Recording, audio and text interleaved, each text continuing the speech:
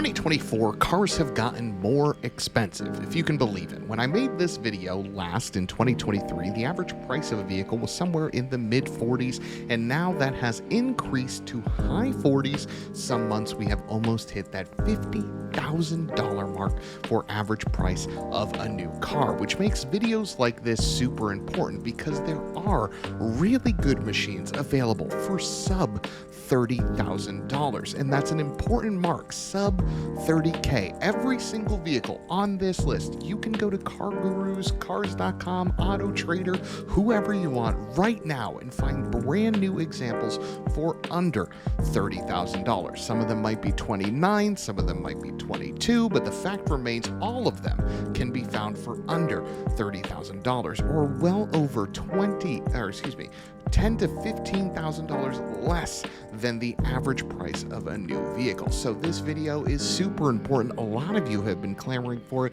and without further ado, we're just gonna get into it because there are a lot of options that you can buy in the sub $30,000 category. Now, caveat number one, this does not include every vehicle that is sub $30,000. Some examples of ones that I'm missing are the Mazda CX-30, some other random SUVs, and if I don't cover a vehicle or SUV or whatever that you're interested in, comment it down below, because if I can't react quickly enough, we might have some other commenters with first-tier or first-hand experience behind those vehicles that can help you out. If I was going to include every single vehicle under 30K, we'd be here for 2.5 hours, and I value your time better than that, so I tried to distill this to a lot of really good machines and some cars you should definitely avoid just to make you more aware. So let's go through the tiers first. We have the buy now category, pretty obvious, creme de la creme. You should definitely run to your nearest dealership and purchase one immediately. We have fine buy. Now I changed this up from good buy because I realized that as I was talking about this last year in the tier list, I would say goodbye to the Sonata or whatever, and it just sounded very weird. It sounded like I was actually dismissing the car instead of recommending it, so I changed it to fine buy. These are vehicles that are good, not the best, but they are fine, and you should feel fine for purchasing them. Lease, pretty self-explanatory. These are vehicles that you should lease for a variety of reasons, which we will get into in this video. The Y category, it's an okay machine, but there are better options available, so why? And then the runaway, again, self-explanatory, just don't even consider it. Remove it from your mind, take it away, throw it out the window because there are way better cars out there. Let's go through the options today. So we're gonna start with the fun category. We have the GR86, and by inclusion, the BRZ. There's a lot of cars in here that have multiple flavors, so I'm including one, but we're kind of speaking to both, right?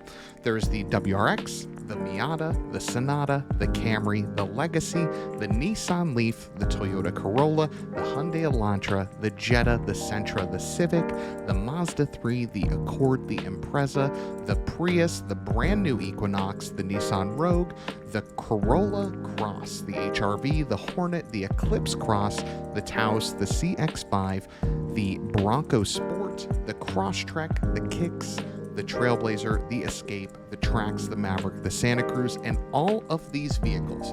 This is super important because I know some other folks make lists like these and they're not actually verified. It's just, let me see if the MSRP is under 30, but you can't find any of them under 30. No. Every single one of these vehicles. In fact, some of these images are directly from the Car Gurus or Cars.com or Auto Trader listing.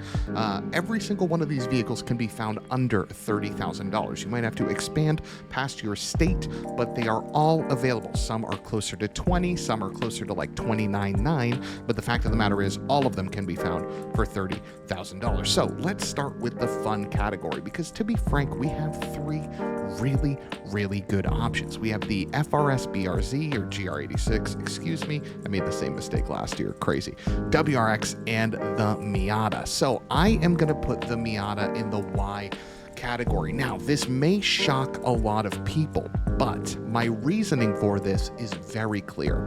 This is not me recommending you should not buy an ND generation Mazda Miata. In fact, I think it is one of the better vehicles and one of the best vehicles we will have long term. What this is me saying is that the Miata that is available for under $30,000 brand new is not the option you should consider in the fun category. You really need this Miata in club spec, preferably with the Brembos, but at the very least with the limited slip differential, and that pushes this car above $30,000. Now, is it a fun option under $30K? Sure, it's great. The engine's nice, the interior is great, especially with the improvements to this year. There's good colors and all that, but the better option is the GR86 and the BRZ for under $30,000. They come better equipped and they're just ready to go out of the box like the Miata is not. They're both immensely fun machines, but under that $30,000 mark, the GR86 and BRZ gets the nod. Conversely, the WRX also gets the nod. This is a shock. This is an upgrade from last year, but the WRX really is in that buy now category because it does something that its competitors no longer do. There really is only one other option in the manual sedan category that is fun, and we'll get to that a little bit later on in the video, maybe two actually, but none of them do it quite like the Subaru WRX. You get a torquey, great power curve, turbocharged 2.4 liter engine, you get a roomy interior, a decent manual transmission, and you get immense levels of space inside. These things are super practical, really good buys under $30,000, and they've been decently reliable as well.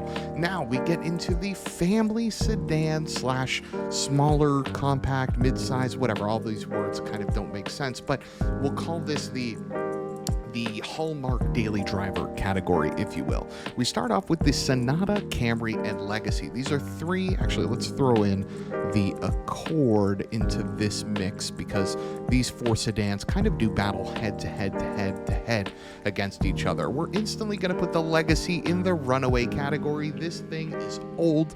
This thing is tech behind. This thing is not inspiring to drive.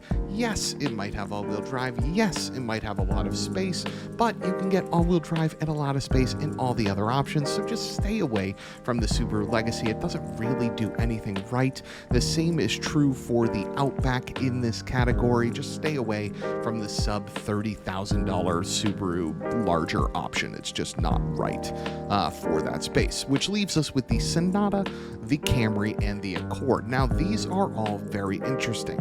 The Camry, I'm going to put in the fine buy section. Now hybrid only, but available in all-wheel drive. Toyota has given the Camry a massive upgrade. While they've taken a little bit of the soul out of it, they've given it a lot in terms of features, space, and efficiency. However, I think the Accord does a slightly better job at providing those same things, which is why I would put the Accord in the buy now category versus the Camry in the fine buy category. The Sonata is a little bit interesting. I'm going to put it in the fine buy category, and the only reason this does not make it to the buy now is the long-term health, if you will, reliability of the Hyundai Sonata is something I'm concerned with. The Hyundai Sonata of these four sedans has the most fun variant.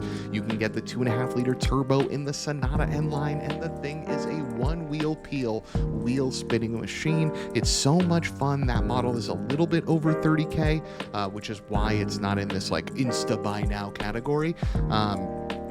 But of these four, it is the most fun option. I just think the long-term reliability and also design choice, Hyundais tend to not look good past the generation they're out. I think the previous generation of the Sonatas, each one just looks so old the moment the new one comes out. Perceived obsolescence is one of Hyundai's superpowers, and that's probably why I would put this in the fine buy category versus the buy. Now we get into the lone EV, and that is the Nissan Leaf, and we are putting it directly in the lease category. Let me zoom in a little bit on this so you guys can see it a little clearer.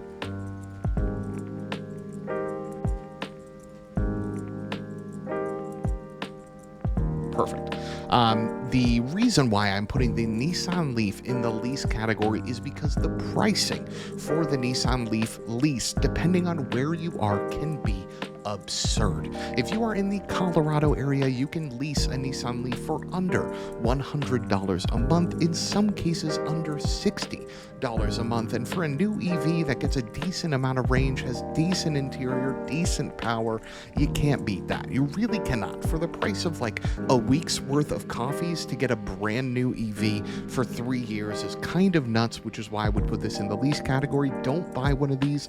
The technology in the Nissan Leaf is already obsolete. Never mind in the next 2, 3, 4, 5, 6 years of EV advancements. It does not make sense to purchase one of these, but they do make sense to lease because of how cheap they are. Now, the next category of vehicles is kind of packed, and to be frank, a lot of them are really good. You have the Corolla, the Elantra, the Jetta, the Sentra, the Civic, the Mazda 3, the Impreza, and the Prius. All of these occupy a really similar space in terms of size. They pretty much all offer a wide variety of engine options. The Sentra and Jetta are gas only, and so is the Mazda 3, but the Corolla you can get in hybrid or non-hybrid. The Elantra you can get in hybrid, non-hybrid. The Civic you can get in hybrid, non-hybrid, and all of those options can be had under 30 grand. So where are we going to put these? The Corolla I am putting in the Y category because it's just the oldest model here, and while it gets the job done, and at the end of the day, I really wouldn't fault you for getting one, the other options in the category are either newer, or do more things better than the Corolla does, which leads me to just consider, like, why would you even recommend this to begin with? Moving on to the Elantra, I would put this in the fine buy category, literally for the exact same reasons as the Elantra. And now you can get, as the Sonata, excuse me, you can get the Elantra in a wide variety of flavors: base, N-line, hybrid for under that $30,000 mark. If your budget stretches just above 30, you can get the Elantra N, and that is a buy now car. Those things are incredible, but I'm really focusing on the sub $30,000 Elantra options, and because of that, they don't do anything crazy good compared to their competition, but they're fine buys because they're just good machines. Same is true for the Jetta. Now, people might be saying, T, you gave the Corolla a Y, but you're going to give the Jetta a pass? Yes. Volkswagen recently updated the Jetta for 2025. They gave it a new front end, rear end, slight interior shifts. They kept the GLI at a great price point.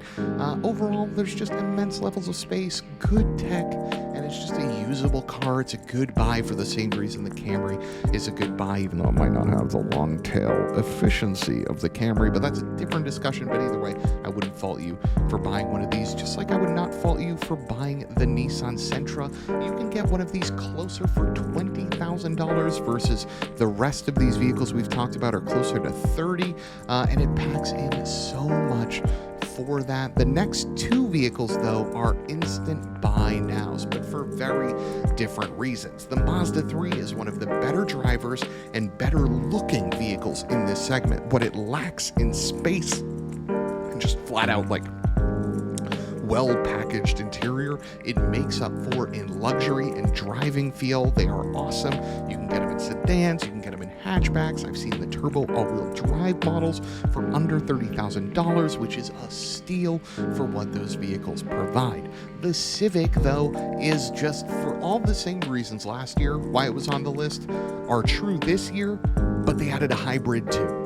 And you can get that hybrid under 30K that gets you over 40 mpg. It has over 200 horsepower. Literally has more horsepower than the Civic Si, which is another reason this is in the buy now category, because you can get a manual front-wheel drive turbo limited slip option for under $30,000 too. The Civic is just one of the most well-rounded vehicles on this list, and one that you should definitely consider if you are looking for a vehicle in this class. The Impreza is kind of a tricky one. I'm going to put it in the Y category, even though I'm starting to come around on the vehicle like this Impreza RS and the other Impreza models, but I think the Civic and the Mazda 3 just do what the Impreza wants to do a little bit better. Now that leaves us with the Prius. Last year I put the Prius in the buy now category.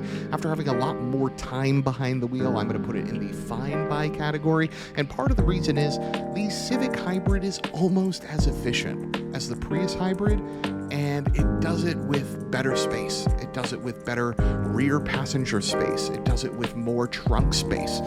So it kind of leaves the Prius out to dry, but it's still a fine buy, especially if you're in some locations that have some really good incentives on the Prius Prime, where you can qualify for a state tax credit as well, which makes it super duper appealing. Now we're getting into the SUV segment. This is the meat and potatoes, if you will, of this video, because the fact of the matter is SUVs are the most popular segment.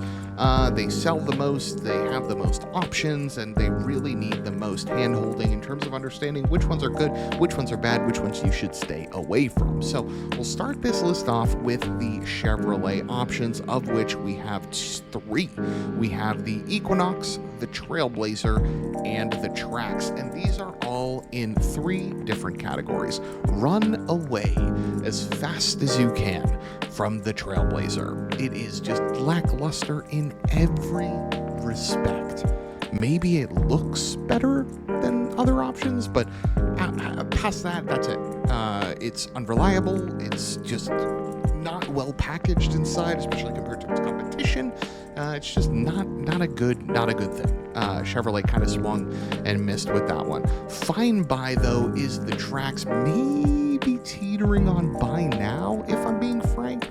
And part of the reason for that is the price. You can get a really well thought out SUV for close to that $20,000 mark that has, good space inside, decent efficiency. Yes, it's front wheel drive only, but you'll never really notice that. And then the Equinox, while it's redesigned and shows some promise, until I can get some more miles underneath the belt, we're going to put it in the Y category, just because there are so many SUVs in this class that are proven that you don't really need to take the flyer on something that just came out. So let's get into some of those SUV options. The Nissan Rogue is also a fine buy, technologically laden, really good looks, good ergonomics, tons of space, relatively cheap, and that CVT has made leaps and bounds improvements in terms of reliability. I would say some previous year Rogues would not be in my fine buy category, but with the retooling Nissan has done to the Rogue, I would consider it a fine buy. The Corolla Cross and HR-V are 2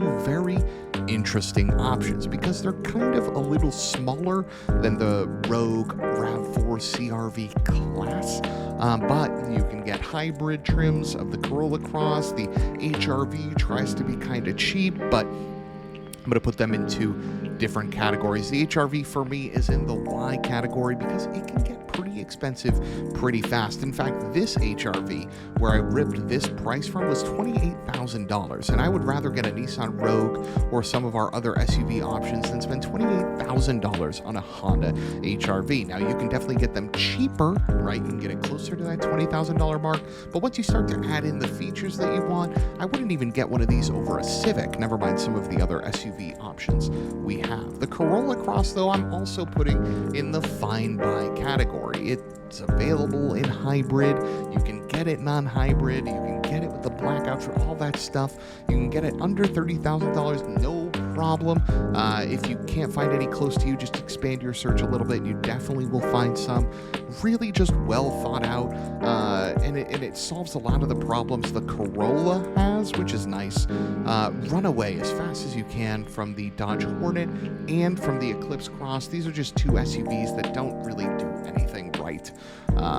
Aside from maybe look okay, the Hornet looks okay, but yeah, I wouldn't even touch these things with a 10-foot pole. I wouldn't even be paid to drive one of these. If Dodge or Mitsubishi offered me money to lease one of these, I probably would look the other way. In the Y category, I'm going to add the Taos, just because, again, there are better SUV options. So, and these have had some reliability issues, so I wouldn't even consider them. The CX-5 retains its buy now status. This includes the CX-50 because just for the same reasons as the Mazda 3, they look the part, they drive the part, they have all the right features, and you can get them for for a good price. And Mazda is introducing a hybrid trim to the CX-50. Unsure what the price is on that one.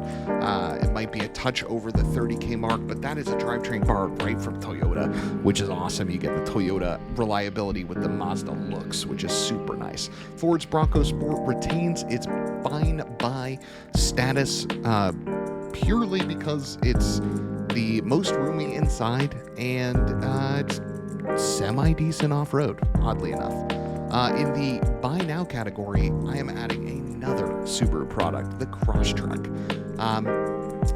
Let me see if I can do this thing some justice. So, in the right market, you can even get a Crosstrek Wilderness right at that $30,000 mark, but you're more likely to find a Crosstrek Sport, maybe even a Limited in that sub $30,000 class. You have good all-weather capability. You have a well-thought-out interior. Honestly, it has that little bit of an edge versus the Subaru Impreza that we put in the Y category, which catapults it up. Like, honestly, the changes the Crosstrek brings to the Impreza lift it up into that buy now category. I think this is a good option, much like I think the Mazda 3 is an option, where the Mazda 3 is like the luxury, good driving, punches above its weight premium wise. I think the Impreza is the outdoorsy, fun, capable, punches above its weight in that segment. I think they're 1A, 1B in that regard. So that leaves us with 4 options left. We have the new Nissan Kicks, the Ford Escape, the Ford Maverick, and the Hyundai Santa Cruz. And this is interesting. I am going to be putting the Nissan Kicks in the fine buy category, but it's in the top spot because this could very well be a buy now machine after I get behind the wheel and get some extensive seat time. The Nissan Kicks is one of the cheapest ways you can get all-wheel drive in an SUV. It's brand new. The tech is really nice. It uses a proven drivetrain. It doesn't do anything it shouldn't do, but does everything it should do. So I'm really optimistic for this vehicle. I think it's something that Nissan could really crush, but until I get behind the wheel, I'm going to put this thing in the fine buy category because it's got all the intangibles for something that could be really, really good. The Escape, why? Other options are better. The Rogue, the Bronco Sport, the Corolla Cross, the CX-5, CX-50, the Impreza Crosstrek, like all those options are better, so why buy the Ford Escape? And the 2 pickups in this category, now we could have included base model Tacomas, maybe base model Frontiers, but I think those are kind of a waste of time in this category. Buy now Ford Maverick, it's still in the buy now category. For 2025, they're introducing an all-wheel drive hybrid model, which probably will be the one to get because you'll have hybrid efficiency with a multi-link rear suspension, giving it a supreme ride. Honestly, it's probably the sweet spot for this, and you'll be able to get it for under $30,000. Immense levels of capability, great interior, so much room. It's just one of the better vehicle options available, never mind under $30,000. And the Santa Cruz for under 30 grand is in the Y category because the Maverick exists. Why would you buy the Santa Cruz under $30,000? You get an anemic, naturally aspirated 4-cylinder engine making like 180 horsepower that huffs and puffs going up a slight grade, never mind getting up to highway speed. So 23 minutes later, we have our tier list for the $30,000 and under price bracket. Let's run through it one more time, front to back. In the runaway category, we have 4 vehicles. The Dodge Hornet for reliability reasons, the Eclipse Cross for reliability and just way better options existing reasons, the Legacy for being the most long in the tooth option in this segment and reliability issues and just being uninspiring and bland, and the Trailblazer for reliability issues, uninspiring, and just poorly designed versus a lot of its SUV counterparts. In the Y category, we have a suite of vehicles that are fine on their own merit, but better options exist, so why should you buy these? We have the Santa Cruz, the Escape, the Taos, the Miata, the Corolla, the Impreza, the Equinox, and the HR-V. In the lease category, we again have the only EV sub $30,000 that I wanted to report on, and that is the Nissan Leaf.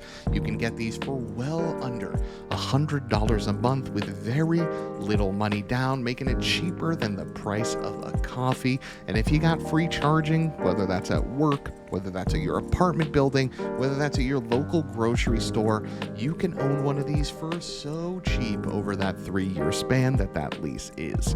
In the fine buy category, we have a suite of honestly really good vehicles.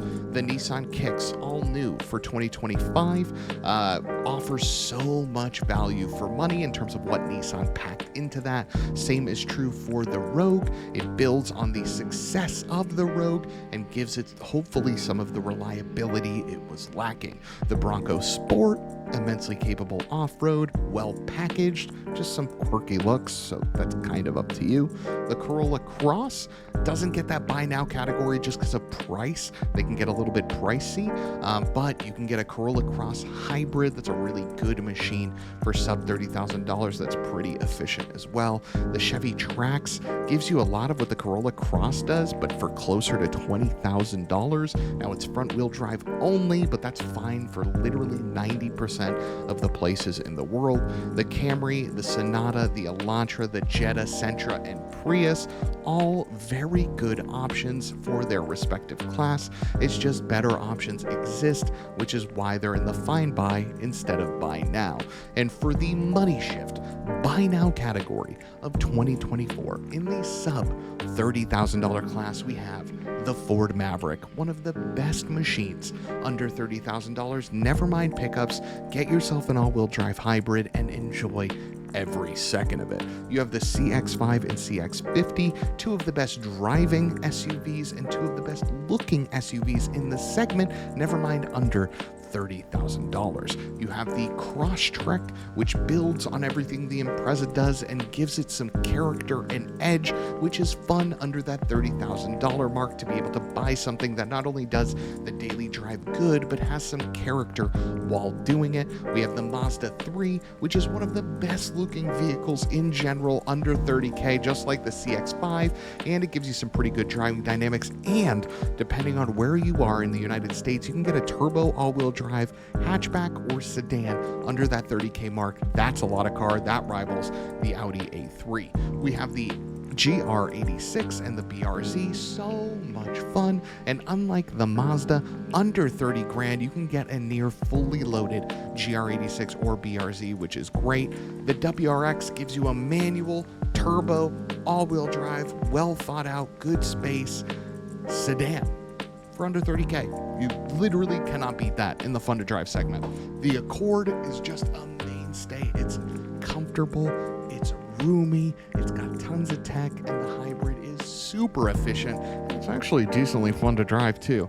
And then the Civic. The Civic just understands how to do a lot of things right. Whether you get the Civic hatchback or the Civic sedan, whether you get the SI or the hybrid or the non-hybrid, each of them are really standouts in the class they operate in, and I'm really looking at that Civic hybrid with a keen eye. I kind of want one of those as well.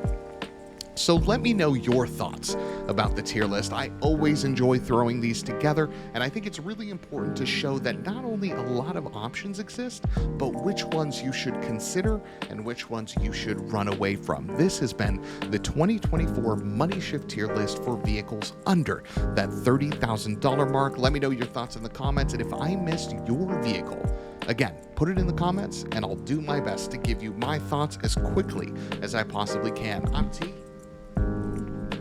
I'm T. This is Money Shift. We'll see you next time.